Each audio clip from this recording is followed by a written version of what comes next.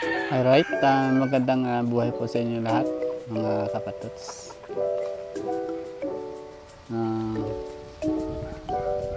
Matagal po tayong hindi nakapag-upload ng or hindi po tayo nakapag-vlog ng napakahabang panahon kasi to be honest po ay talagang nawala na po tayo ng gana na mag-vlog.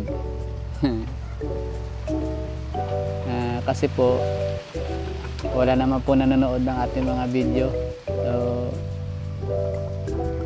hindi ko naman po maialis kasi wala naman po gaanong papanoorin sa mga vlog natin.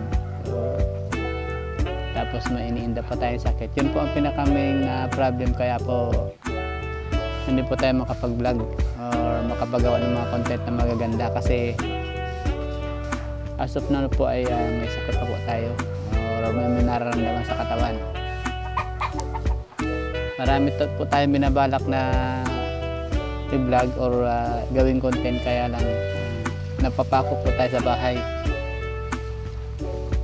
dahil nga po sa ating nararamdaman. Sana bigyan tayo ng pagkakataon ng ating Panginoon na pasensya na po sa mga kwat. Marami pong manok pa rin po sa likod ko. Ayan. Yun nga po, sana po bigyan po tayo ng Panginoon ng maayos na pangangatawan. Bigyan tayo ng pagkakataon para makapag-content ulit ng kahit hindi naman sabi natin na kagandahan, yung bang malilibang lang ng konti ang ating mga manonood. So, pero sa ngayon po medyo madalang po tayong makapag-upload. So kung ano man po yung dumadaan sa inyong mga wall na mga content ko na kahit yung kanta-kanta lang, kasi po sa pagkanta lang nahihirapan na rin tayong kumanta kasi para tayong kinakapos ng hangin sa ulo kapag tayo kumakanta, kapag napapagod. Tapos isa pa, yung laging CPR yung ating content pag yung kanta. So kahit CPR siya,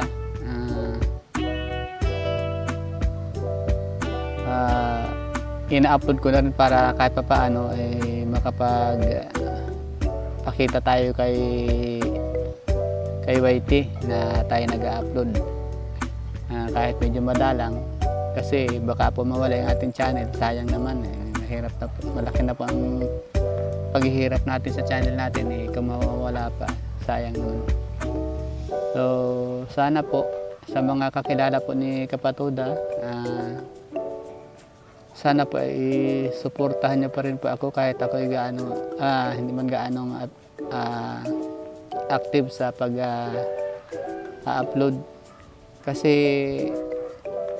yung kahit na po minsan-minsan lang yung upload, pag nakikita ko po na may nanonood talaga, siyempre kahit pa paano gaganahan po tayo niyan. Kahit yun nga po, may nagsasadya sa akin na kahit hindi daw ako makapag-upload, yung kahit yung pagluto-luto man lang sa bahay o kung ano yung daily na routine na ginagawa ko sa bahay, kung hindi mo na ako makalabas, pwede ko rin daw i-content. So kung halimbawa kung itong upload ko na po na ito, kung halimbawa may manonood na, kasi po yung ako po yung nag-upload hindi po kumbaga yung marami as in pagka-upload mo marami nanonood kasi hindi naman po tayo sikat. Halos yung iba naman po kailan na may nanonood kasi napapadaan nga lang sa wall nila, hindi naman nila siguro napapanood ng hanggang dulo. Sana po may mga tao na tumulong sa akin na ma-convince pa ako na gumawa ng video. Mag-comment po kayo dyan kung anong maaari kong gawin sa akin channel para ako po ay sipagan o panoorin nyo yung aking mga video, yung aking mga upload.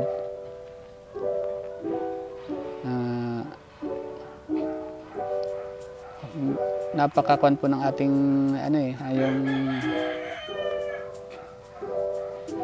masyadong komplikado po yung ating pagbablog kasi may sakit, wala tayong, kung gusto naman natin mag-vlog ng yung mga paluto-luto, kailangan natin pera. Sa pag-travel naman, kailangan din po natin ng pera. Tapos hindi naman po tayo makapag-travel lagi kasi lagi nang nasa bahay at gawa ng sa aking karamdaman. So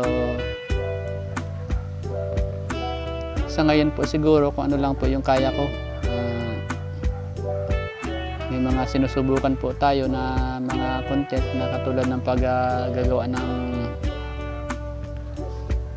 reaction video, kaya lang yun nga po, konti lang nanonood kasi hindi naman ako sanay na mag-content, mag-reaction video. So naboboring siguro rin nanonood.